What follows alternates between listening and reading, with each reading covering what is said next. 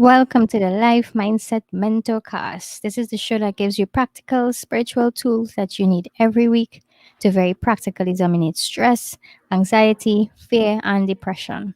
We will give you the basic components of a powerful mindset, and we make it as easy as ABC for more life, more peace, and more power. I am your host, Lady Ketura, and co hosting with me is the amazing Zenil Fuego, the Christ hematologist in the house. Streaming Christ live from Trinidad and Intelligence. Tobago in the Caribbean. In the deep, beautiful Caribbean islands, yes. Christmas is in the air. Do you feel Boom. it? In today's episode, we will be discussing anxiety and sin. In this week's episode, you will learn why you are not broken and why you are not a sinner. Many people struggle with feelings of self worth, and that can sometimes lead to the feelings of anxiousness or nervousness. We are here today to show you that you are not broken, you are not a sinner, and why you don't need to worry about whether or not God is going to punish you for the things that you probably thought were wrong, whether it was influenced by church, by some form of religion, by peers, and so on.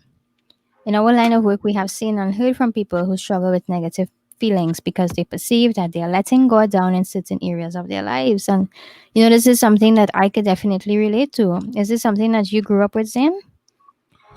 But of course, well, I actually, for those of you who are actually listening, I know my story. I actually I've grown up in a family and spent 32 years of my life in Pentecostalism. Woo! Long time. 15 of which I was actually an active follower, not necessarily a consistent church goer, but an active practitioner of Pentecostalism. Mhm. And studied about God through the Pentecostal lens, the futurist eschatology, the sin concepts, the protect yourself from Satan, protect yourself from the devil, don't open doors to the devil, don't have things in your house that encourage demons into your house. Oh yeah. The long list, the long list. Hmm. I could definitely relate to lists like that. I myself grew up in a religious system. It was for me, it was Adventism, and with that, truth in that system in particular, just as you named quite a few, there were lots of things that I remember. The what not to do list was extremely long, and Yeah, I that can, for me, that for me had me in a constant state of, although I was not consciously aware of it, but a form of anxiety because there was nothing objective that I could use to concrete what I need to do and what I don't need to do. you're Because right. when you're in that kind of system, what I've noticed is that it changes the guidelines and the rules that they set. There are lots of terms and conditions that are not made explicitly clear. Exactly. So, like for me in the religious system, when I grew up as a teen, for example, we were very much aware of the fact of the dress code, and that for me was like a big thing because we were taught that if we don't conform to a particular dress code, we're dishonoring God. And then if you dishonor God, that big bad guy up there, you don't know what's going to happen Right, right. when you walk on the road. Or, you were forbidden to drink alcohol, to be in a certain community of people that were that they categorized as ungodly. And the list went on, to watch certain shows on TV. They said they were bringing demons. And, the list was so long that there was the experience. Whilst I did enjoy, the interaction with the people in particular, there were lots of nice people there. The mindset that it fostered was not a very healthy one at all. Well, This is the sin conscious mindset. Mhm. that actually is the nature of the Westernized Christianity. Yeah. So here in the the Westernized Christian world, and I say quote unquote Christian because Christianity in and of itself has nothing and was not born from Scripture, nor was it born from Jesus and his apostles. Christianity is something Wow. that actually was introduced into the world as a concept through Rome. Hmm. But that is a topic for a different time. What I'm actually saying here, though, is that is the nature of the Westernized Christian community. What the Westernized Christian community has done over the centuries, particularly because the concept in particular was not born, or was not inherited from the apostles, or anybody like that, because the gospel in particular, and the knowledge of the gospel was preached, and people, the practice was, if you notice with Jesus and his disciples, and Paul and his apostles, Paul and his disciples, there was a discipleship system in place, so that people would actually learn these things from these guys and those who they invest the information into. When Rome started, there was no discipleship taking place. Rome actually assumed the interpretation of the Bible, and instead of actually treating the Bible for what it is, according to the thought heritage of the ancient Hebrews, the thought heritage that from which Paul spoke, the apostles spoke, they exercised the liberty to make the Bible a book of morality, and a book of moral compass. Yeah. And through that, they've actually put the entire Westernized Christian world into a position where they are consistently seeing themselves through a lens of disapproval before God. And brokenness. The God that they serve, that they fractured. That this is what the entire system is actually based on: disapproval, and saying that you are fractured and you need a control system in place, or a control system of mitigation to control you from being the wicked and evil fractured creature that you are. Oh, that is. And the interesting thing about this entire Westernized system in particular is that not only is it imaginary, it's very fabricated, but the Westernized culture in particular create and formulate what is sin as they go. So when this entire thing started, a great emphasis was put on the 10 Commandments. And some religions, for example, the religion you came out to, they put a great emphasis on the Sabbath. Yeah. Most Westerners are actually not even aware that if they actually want to talk law, and you go to the Torah, you're looking at 613 laws. Most Westerners don't even know the laws of the Bible past the fingers on their both hands. No. Past the fingers and toes on their body. So you're saying basically that the whole sin concept, consciousness that the Westernized Christianity has been promulgating for such a long time is not objective. It's not scripturally referenced, because you can't isolate 10 of the 613 and make that the priority or the focus for sin. Well, hear this in particular. I'm actually mentioning this because we're speaking about anxiety here, and the only way to quell anxiety is to understand the logic that you're working with, to be able to reorientate it, right? Yeah. In the scripture in particular, most Westerners are not aware of the fact that what they're treating as a moral compass was national law. That was laws of a nation, and not only more laws of a nation, it goes further than that. It was laws actually attached to a contract, a literal contract, a contract that you entered only through physical circumcision and baptism unto Moses. You were physically circumcised if you are a man, but both male and female were baptized unto Moses, as in they were baptized. I'm using the modern word, I'm baptized, and I'm not going to go down into the Hebrew of that and all of that in this session here, in this episode. But they were baptized unto Moses, which means they were actually submerged in water, and they arose knowing that the scripture would actually be the reference point, and Moses was the example that they would use to know how to walk out that law. That was national law and actually a contract. When you say national law, let's for the purpose of, for those who are probably hearing this for the first time, I just would like to elaborate on that a bit. It's just like how in like certain countries like Saudi Arabia, there are certain laws that the entire nation, whether you are Muslim or not, has to adhere to. It's the same exact thing that took place in Israel. Yeah, well, that he's referencing. And in that case, in those areas, you have, with those nations that you're calling there, you have religious law, and you have a religious agency, religious police put in place to make sure that you maintain that, and then you have the civil law. and you have civil agencies put in place, civil police force for that. In this, in the same way, these things were actually nationally recognized. And so we have Westerners here, number one, on two levels. It is delusional. On level number one, they have actually taken national law and began to treat it like a moral compass. That's the same thing as taking the constitution of your country and treating your constitution as a moral compass.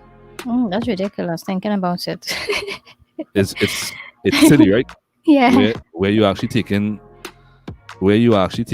a constitution and measuring the quality, existential quality of an individual by the constitution as a moral compass. It sounds silly. It does. I can't So- even paint a picture of what it's supposed to look like doing that because we don't do that. Secondly,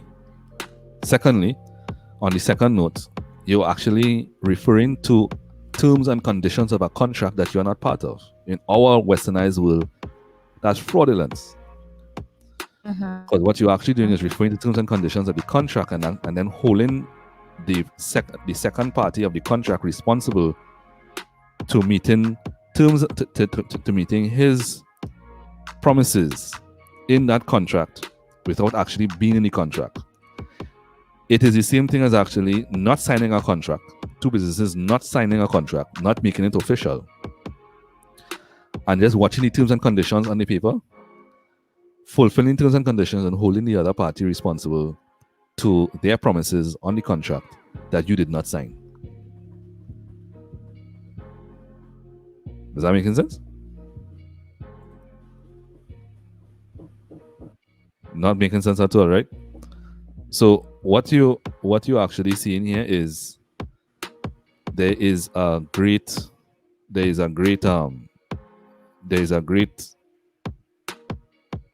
sense of delusion here in the westernized world with regards to sin. It's a system that has been created.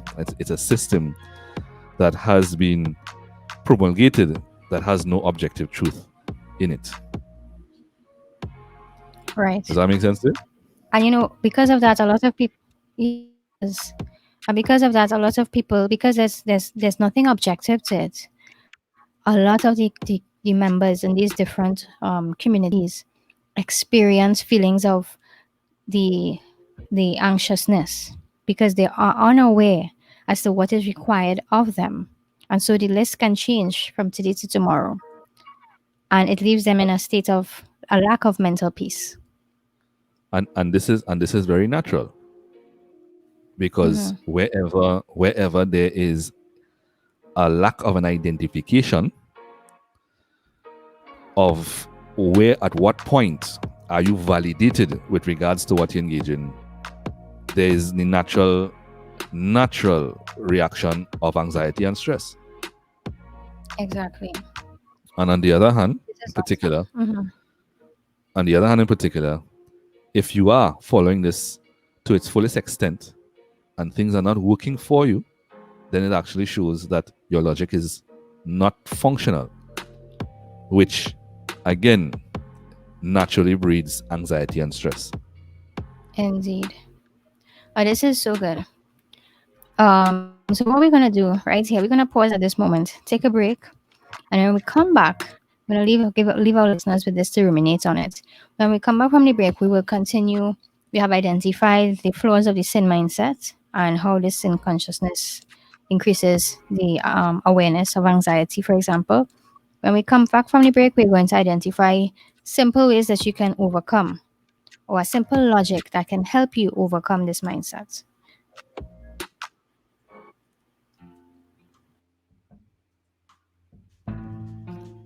You are listening to the Life Mindset Mentorcast, the podcast that gives you the tools that you need every week to very practically dominate stress, anxiety, fear, and depression. Verified by pragmatic and experimental research of the Zinke Kitsura International Institute of Pneumatology. We give you the basic components of a powerful mindset. We make it as easy as A, B, C. You can also find content by seeing Anketuro through www.internationalinstituteofpneumatology.com. To access weekly episodes of this podcast, other resources, and mentorship, Become a Silver Star member at www.patreon.com/sin_el_fuego. More life, more peace, more power.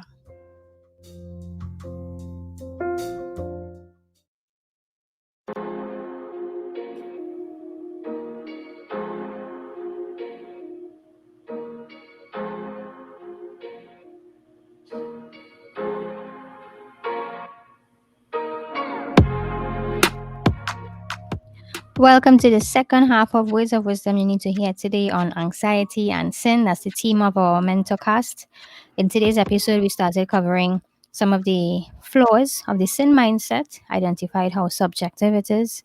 And in the second half, we're going to look at what is sin according to the ancient Hebrew perspective. Now, everybody quotes the Bible and says the Bible says this, and this is sin, and that is sin. And so a lot of people are like rabbits hopping around trying to keep up with the sin list as it increases. So what we're gonna do in in this half of the episode is in a very short way, well, with the time that we have available here for us, identify what is sin according to the ancient Hebrew perspective so that you can understand what logic or what system of thought is God's system of thought as it relates to sin. So this is actually something that people need to know. And I'm glad we're actually speaking about this because it needs to be brought to the forefront. It needs to be identified, it needs to be highlighted, it needs to be promoted. Because a lot of people actually find themselves in positions where they are being literally traumatized by this, and they're thrown into anxiety and stress over whether they're sinning or not, and whether they're actually meeting the criteria, and whether God accepts them or not. And not only is it actually delusional, but actually they're taking the context of the scriptures and making it a weapon against people, a weapon of control, as well as for persons who actually is following it personally. They're actually literally doing themselves emotional self-harm. Oh, yeah, definitely. It's emotional self-harm. It's actually that's personal self-infliction. So the question is, as you rightfully put it there, what is sin, right? Well, if we're talking about it, sinning, what really is it? Let's identify it. So that there are two concepts of sin in the Bible. All right. Now, I usually say three, but the third one is actually included in number two. So just two in particular. Two concepts of sin in the Bible. The first one in particular is what everybody's reading in the Old Testament. So let's put that into perspective. Moses' law in the Old Covenant was a contract, and that contract was actually a contract that was first presented to the nation of Israel at the time that it was actually formulated. It was presented as a proposal where there were terms and conditions that were established for Israel and terms and conditions that were established for God. In other words, there were promises on both sides of this contract. This in particular was presented to the people. They heard it. They heard what their terms and conditions were and what God's terms and conditions were. And they agreed, and then the contract was ratified. In other words, these were two parties that came together agreeing to do something, to do and not do certain things, to do certain things and to not do certain things. And once Israel, the nation, kept their side of the contract, of the agreement, they fulfill their promises, then God fulfills his promises. Right. So it's like a business agreement. It's just like a business agreement. The massive westernized, misguided perspective is that this was divine law, and some divine law that was imposed upon men, and that you were measured against the divine law. That was not the case. For those people who actually preach that, some of them might be doing it sincerely, but they are sincerely misled. Definitely. Right? It is what it is. And you can consult any Jew, and ask them about that actually in that system, and they will explain this to you. It's very simple. And so sin in particular is what we would call in our westernized business world or legal field, what they call sin in the Bible is what we call a breach of contract. I just want to say that again. What we call sin in the Bible is what the Bible refers to as sin, and in the Bible, the Old Testament refers to as sin, is actually what we call in our modern day society a breach of contract, indifference to the contract. So unless you are actually formally involved in that contract by ceremonial circumcision or being baptized unto Moses, your reference to sin, even though it is probably applaudable that you want to actually aspire to keep a contract, it's fraudulence. You are not part of that contract. That's the first context of sin. Does that make sense over? So far, yeah, I think it's understandable. So what you're saying is that the Jews, or Israel as a matter of fact, was held accountable to a contract with God. And there was this process involved which identified like ceremonial circumcision and being baptized onto Moses that brought them into the agreement basically. And Exactly. so if we are not a part of that, then we are trying to enter into a contract where we have no place Exactly. in the Right? Western world, especially. And, and you notice that when the writers of the Gospels are actually reading, when they're actually recounting these things, you hear them actually speaking about the law. And Jesus specifically gives them the charge to not go outside to the Gentile world because he was actually dealing with Israel under the law. Right. Right? So that's something. The first time anything that is mentioned concerning Christ is introduced to the Gentile world is through Paul the Apostle. Right. And, That's and, something and, that we don't hear. and Paul in Ephesians actually says that all uncircumcised persons will, outside the covenants of promise, without hope and without God. Right? So that had nothing to do with the Gentiles, had nothing to do with any Westerner. What you're doing is actually aspiring to something that does not exist.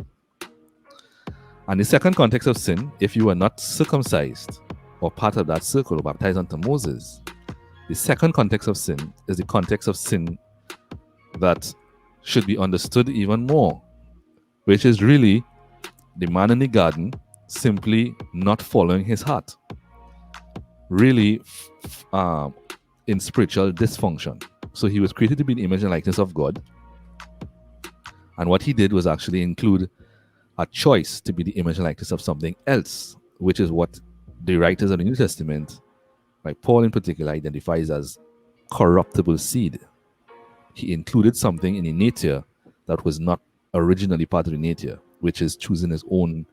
He was created to function from his heart and to compare himself with God, to measure himself with God, and see himself as God, with God. And he Yeah. chose to measure and compare himself to something that was lesser than God, and therefore abandoned his first state and compared himself with a tree. So So hold on, let's just let me say this. That actually put him in dysfunction, and to the equivalent of that would be very similar to you seeing a lion comparing himself to a hyena and living the life of a hyena instead of being a lion. yeah. So that is the second context of sin in the Bible.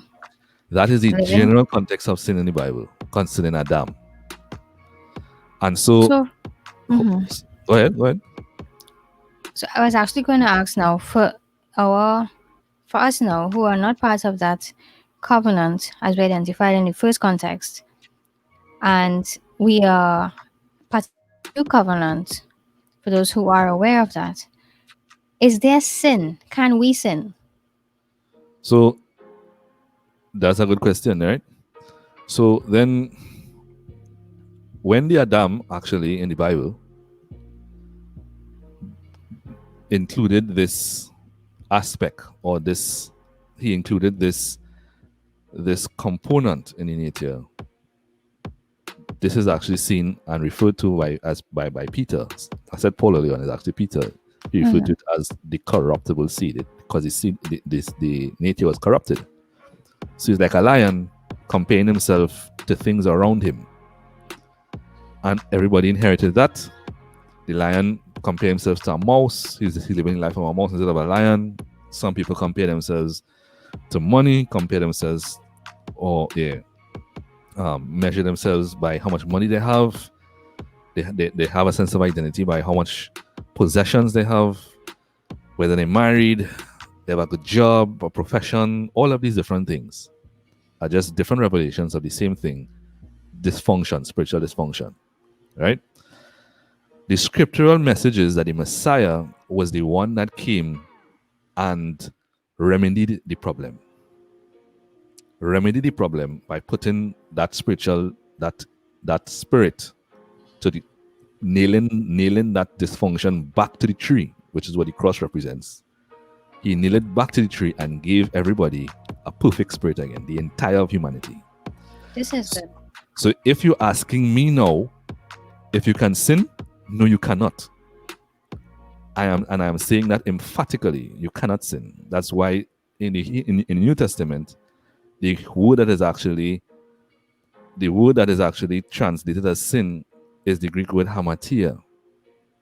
That means missing the mark.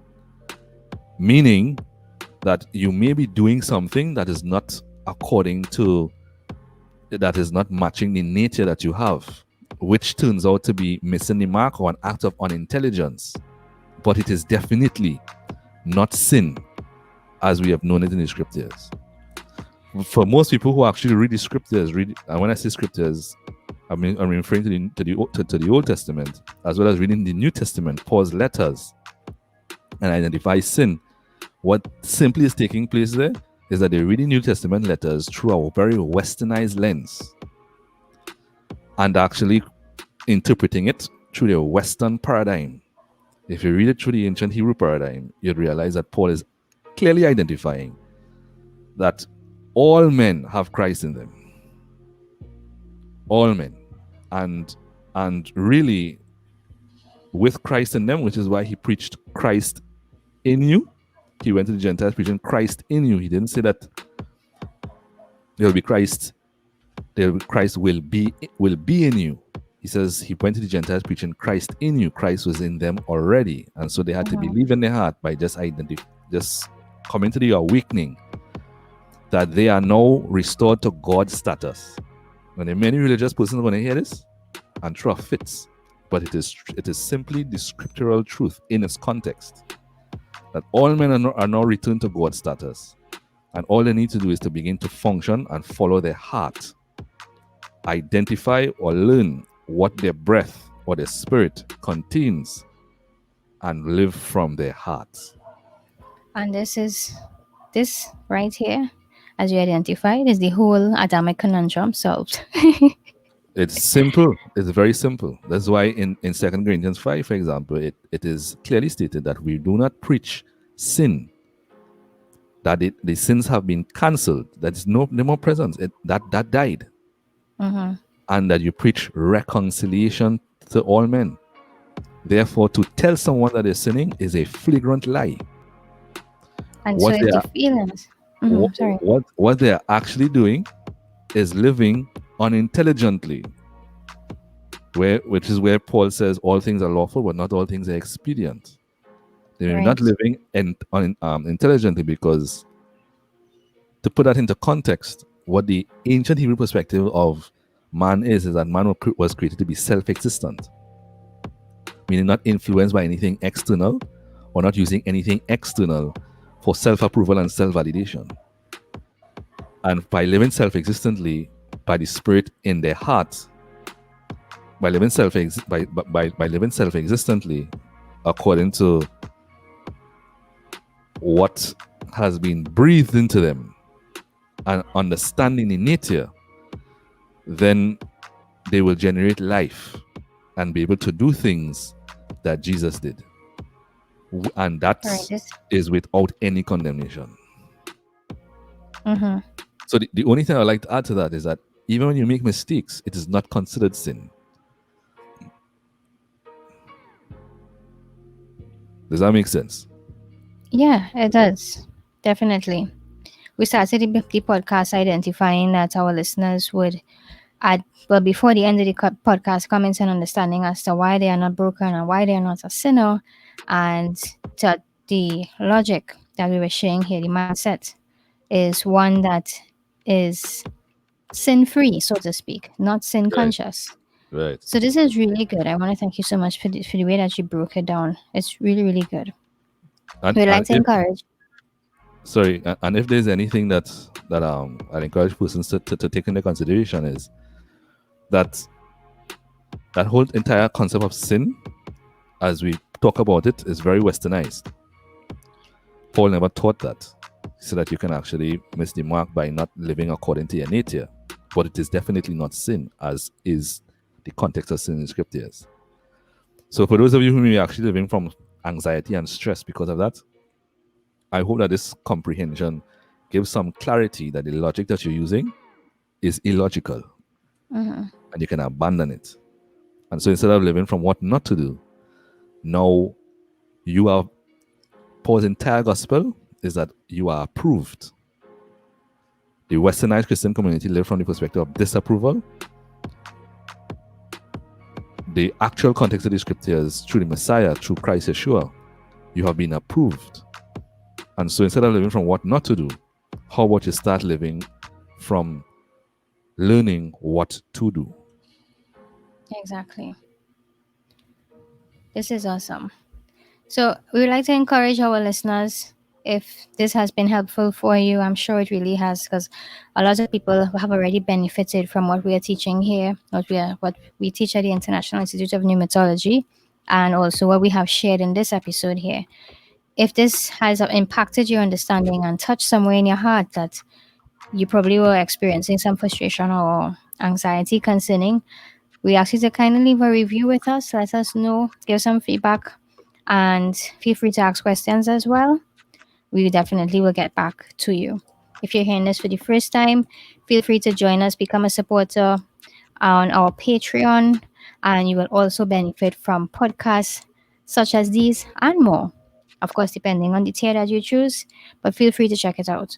This podcast in particular is which tier in particular is in? Is it the Shining Star? Shining Star patrons. Shining Star patrons, indeed. If you're interested in actually learning the scriptures through the engineering perspective, become a spiritual gold patron. We have a podcast Spiritual there called goals. Reboot Biblical Perspective. Boom. Boom. So this is the Life Mindset Mentorcast, the show that gives you the practical spiritual tools that you need every week to very practically dominate stress, anxiety, fear, and depression. We will give you the basic components of a powerful mindset, as we did here. We make it as easy as A, B, C for more life, more power, and more peace. I am your host, Lady Katsura, and my amazing co-host is. Zenil Fuego, the Christ Nematologist. Stay tuned. Boom.